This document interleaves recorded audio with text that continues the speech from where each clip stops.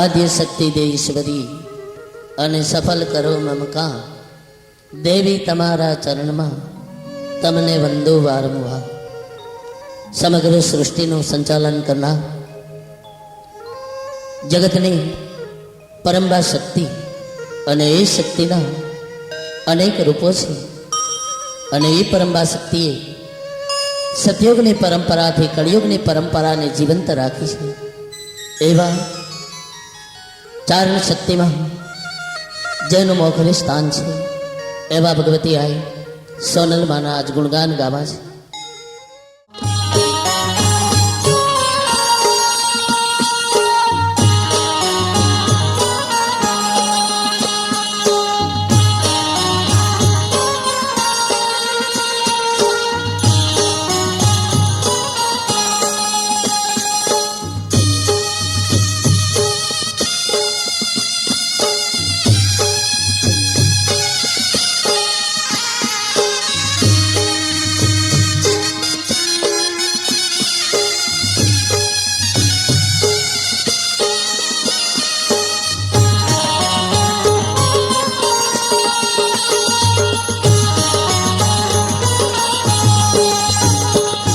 સોનલ માને સંભાર દે તો સોનલ માને સંભાર દે, ગડે બધોય ભોલે જે સોનલ માને સંભાર દે.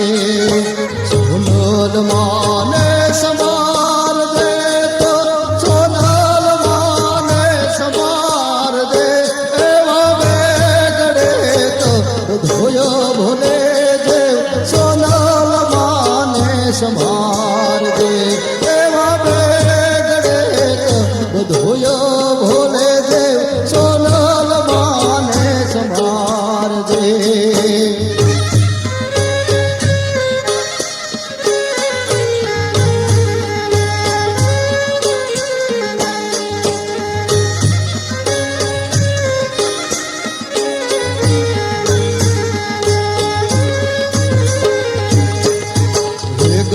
મોલ નાવાર દે તો મોલ નાવાર દે, માના ચરણે માથો મૂકી દે દિલ તોય દાન ધાર દે.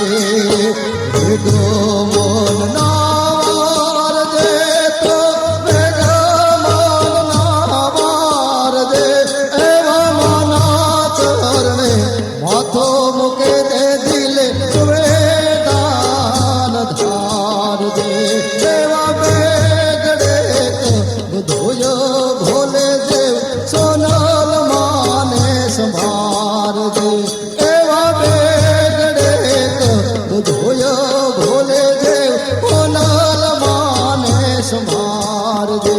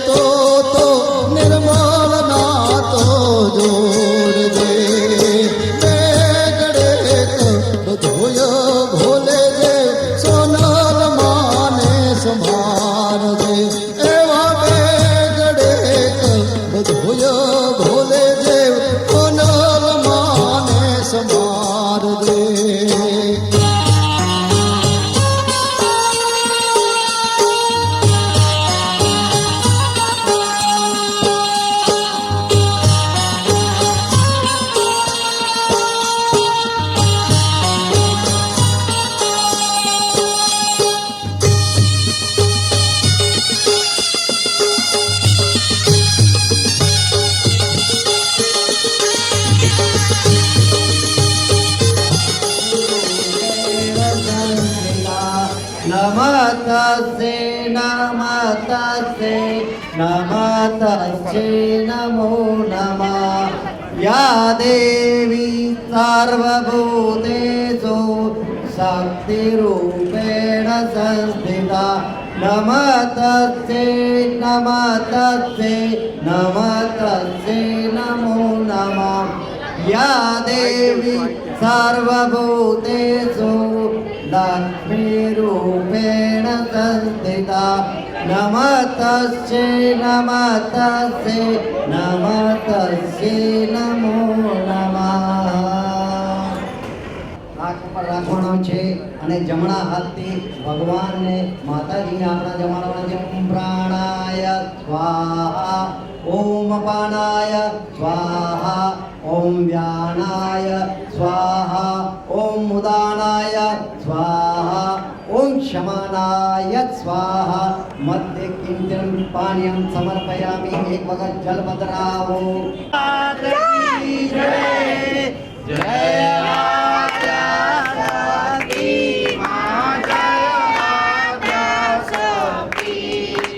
અખંડ બ્રહ્માંડ નિકાવ્યા પડવે પંડિતમાં અંબે જય ઓમ મા જગદંબે.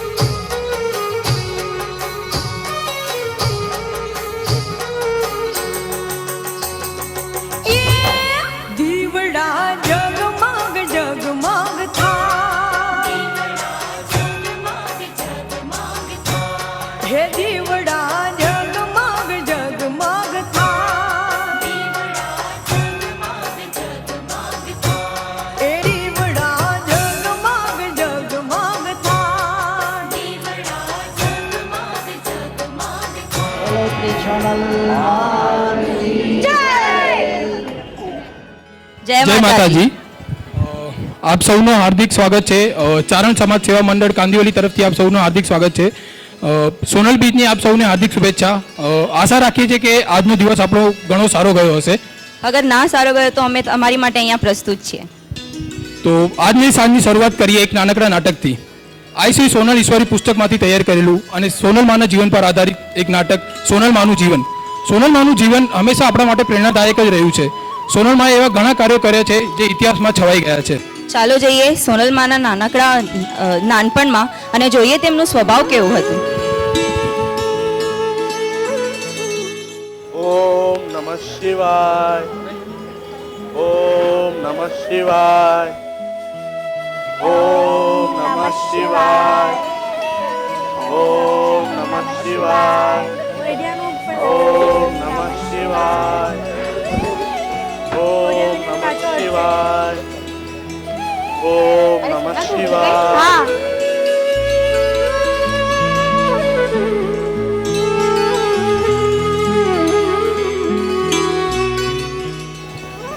અરે આ કપડા કોના છે? અરે વાહ સોના, તું તો બહુ રૂપાળી લાગી રહી છે. હા સાચે સોના, એવું લાગે માતાજી અમારી સમક્ષ ઉભા હોય. હા મારી દીકરી તો સાક્ષાત માતાજી લાગી રહી છે. માં હું કોણ છું? ચાલો હું ખેતરમાં આંટો મારી આવું. ઉપર ચા બનાવી આવું. સોના મારા ભાઈબંધ આવી ગયા. હેલો ઉભી રહે સોના, કશું ખાઈને જા. ના મને ભૂખ નથી, જલ્દી આવી જજે ઘરે પાછી. હા સોના. સોના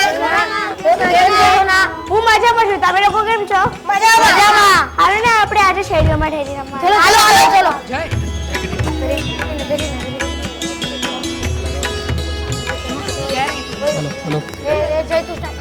પેલા ના લાગ્યું. હલો ના લાગ્યું ના લાગ્યું ના લાગ્યું ના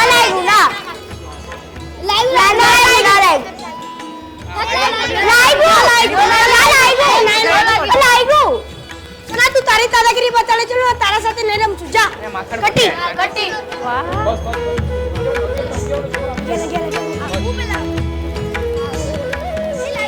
અરે તમે લોકો શું અડવાડમાં લડવા બેસી ગયા તું તારી દાદાગીરી બતાડે નથી રમતું જા હાલો તમે લોકોને આજુ માખણ ખવડાવું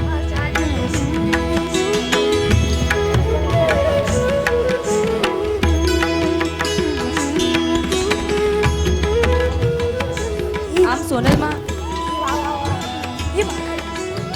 रुको रुको रुको रुको नहीं अरे रुको चल अरे रुको नहीं ये चल चल चल ये भाग ले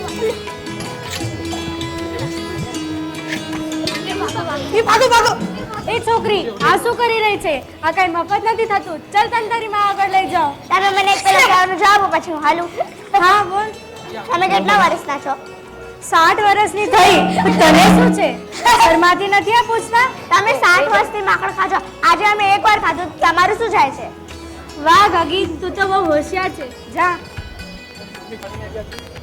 આમ સોનલમાં અને તેના મિત્રો ડોશીમાના ઘરેથી નીકળીને ભગવાન શિવના મંદિર તરફ જાય છે અને તેમણે જોયું કે આપણે રમતા હતા ને તું બી નહીં ભાઈ અરે ઘરે શું થઈ ગયું સુનો દૂધનો છોકરો શું કરી રહ્યો છે સીલિંગ પર કચરો નાખે છે આ શું કરી રહ્યો છે શું હું એક તુર્કનો છોકરો છું અને આ મંદિર તુર્કો જ્યારે છે તે હદોમાં આવેલું છે આની દરેક વસ્તુ પર મારો બરાબરનો હક છે એટલે હું કંઈ પણ કરીશ આ મંદિરમાં આજ પછી દેખાતો નહીં જો પેલા બનવે તો અહીંયા દબાઈ રાખીશ ચલો ચલો ચલો ચલો અરે પગે લો પગે લો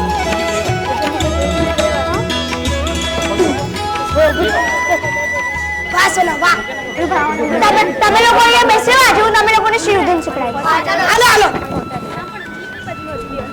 ઓમ નમઃ શિવાય ઓમ નમઃ શિવાય ઓમ નમઃ શિવાય ઓમ નમઃ શિવાય ઓમ નમઃ શિવાય ઓમ નમઃ શિવાય ચલો ચલો ચલો તો જોયું તમે આ હતું સોનલમાનું નાનપણમાં એક અતિ હોશિયાર છોકરી હતા ગુસ્સાવાળા પણ એવા જ સોનલમાનું નાનપણ સૌને આનંદ આપનારું હતું સોનલમાં નાનપણમાં કદી કોઈનાથી પણ ડરતા નહોતા એક નિડર વ્યક્તિ હતા 5-6 વર્ષની પણ ઉંમરમાં પણ તેઓ કોઈના સાથે પણ ઝઘડો કરી લેતા કોઈના સાથે પણ વાતો કરી લેતા તો આ હતું સોનલમાનું નાનપણ ચાલો હવે નજર પાડીએ સોનલમાની કિશોર અવસ્થાથી લઈને તેમના કરેલા સમાજ માટે કાર્યો પર સોનલમાં જ્યારે 11 વર્ષના હતા ત્યારે તેમના લગ્ન કરી નાખવામાં આવ્યા હતા તો હવે આગળના બીજા ભાગમાં આપણે જોઈશું કે લગ્ન પ્રસંગ પછી પણ સોનલમાનું સમાજ માટે પ્રેમ વધતું ગયું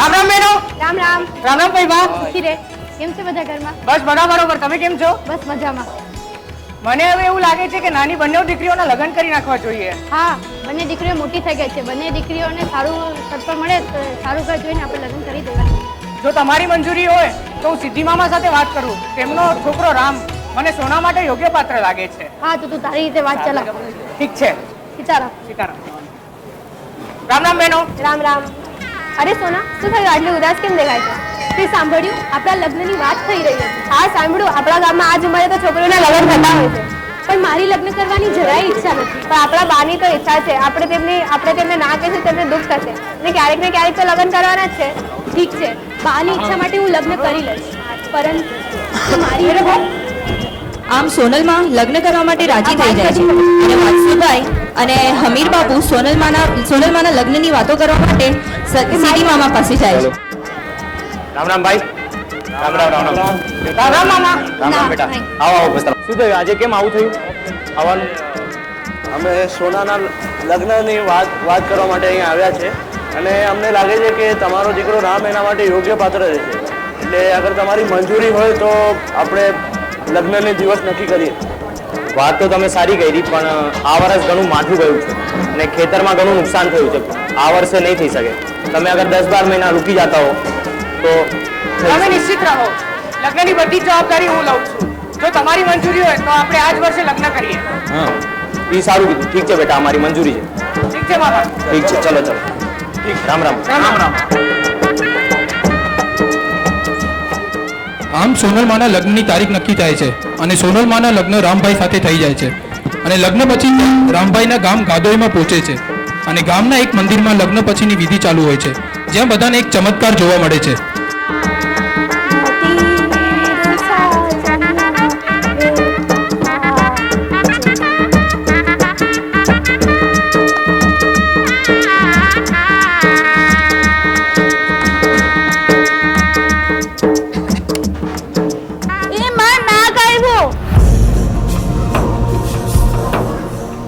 આલે રામ, તારી આ વરમાળા આપણો સંબંધ ફક્ત 4 ફેરા ફરવાનું હતું. આ સંબંધ અહીં પૂરા. જા, તારે જ્યાં લગ્ન કરવા હોય ત્યાં કરી લે, તને કોઈ રોકી નહીં શકે. તો જોયું તમે, આ હતો સોનલમાનો શક્તિ મહિમા. લગ્નના એક પ્રસંગ પછી માતાજી સમાજ સેવાના કાર્યો કરવાનું ચાલુ કર્યું. માતાજી ગામે ગામે ફર્યા, ગામે ગામેથી ફાળો લઈને તેમણે નિશાળો, સમાજ સેવાના કાર્યાલયો એવા ઘણા એવી સંસ્થાઓ બનાવી જો સમાજ સેવાના કાર્યો ચાલુ કરતા હતા. માંડવી ખાતે માતાજીનું એક સરસ મજાનું પ્રવચન હતું. ચાલો માતાજીનું એ પ્રવચન આપણે ફરી સાંભળીએ.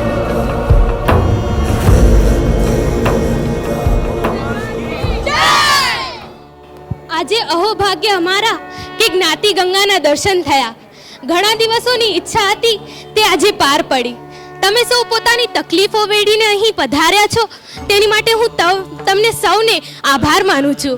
હું અભણ છું, મને કંઈ ભાષણ કરતા આવડતું નથી, એટલે મારી વાણીમાં જો કોઈ ભૂલ થાય તો મને માફ કરજો. જગત જનનીના આશીર્વાદથી આજે આ ચારણોની ચડતી થવાની છે, તે સૌ યાદ રાખજો. આપણે અહીં સૌ ભેગા મળ્યા તે માતાજીના અને જ્ઞાતિ તરફના પ્રેમને જ લઈને, અને જ્યારે આટલા લોકો પ્રેમથી ભેગા મળે ત્યારે પરિણામ કંઈ સારું જ આવવાનું હોય છે. માટે તમે સૌ એવા ઠરાવ ઘડજો કે જેથી આપણી જ્ઞાતિ આગળ વધે. આગળના જમાનામાં આપણા દેવ કહેવાતા. દેવ એટલે જેમાં દેવીય શક્તિ હોય, સત્ય આચરણ હોય તે દેવ, શુદ્ધ આચરણ હોય તેનું નામ ચારણ. આપણામાં આજે 9 લાખ લોબડિયાણિયું થયું છે, તેના પથરા પૂજાય છે તો તે જીવત્યું કેમ ન પૂજાય? આપણે આપણું દેવપણું સાચવીએ તો આજે પણ આપણી બહેનો દીકરીઓ જગદંબાઓ બને અને દેવ થાય. પણ અત્યારે આપણામાં કેટલાક ખોટા લક્ષણો આવી ગયા છે. ભાઈઓ માંગતા થયા તો તેનો જે બહેનો નહીં લાગી ગયો તે બંધ કરવું જોઈએ. કન્યાના પૈસા લેવાનું બંધ કરવું જોઈએ અને માતાજીની માળા કરવી જોઈએ. હરિરસ રામાયણ ભણવા અને વિચારવા જોઈએ અને પુરુષાર્થ કરવો જોઈએ. પુરુષાર્થ એટલે જ પરચો. આજે આપણે ગરીબ છીએ છતાં પણ આપણે આપણી ફરજ ન ભૂલવી જોઈએ. પોતાના રોટલામાંથી જે બીજાને ટુકડો કાઢીને આપે ને એ જ મોટા થવાના અને તે જ આગળ વધવાના. 12-10 મહિને 5-10 રૂપિયા ભણવામાં કે આપણી જ્ઞાતિની વિધવા બેનું દીકરીઓને આપીએ તે જ સંપત્તિ જે સારા કામમાં વપરાય. આજે બધા જ આશ્રમો ગૃહસ્થ શ્રમોને આધારે હોય છે, તેથી ગૃહસ્થ શ્રમને દૂધ જેવો માનેલ છે. પણ જો દૂધમાં મીઠું પડી જાય તો તેને વાડામાં ફેંકી દેવું પડે છે. તેથી ગૃહસ્થ શ્રમોને પવિત્ર રાખવાની જવાબદારી આપણી છે. એટલે જ એના ઉપરથી 2-3 શંકરદાનજીની પંક્તિઓ યાદ આવે છે. તે કહું છું: સંસારનું સુખ પામવા કંગાળનું દુઃખ કાપવું, યાચક અતિથિ અને યથાસ્થિતિ દાન અન્નનું આપવું, ઉત્તમ વિચારોથી નિરંતર શુદ્ધ અંતર રાખવું, બદકર્મથી ડરવું, બહુ સત્કર્મના સેવક થવું, નરનાથને ઘરનાથને જરનાથ સર્વે જાણજો, સદવખતમાં સત્કર્મ કરજો, અહંકાર ન આણજો.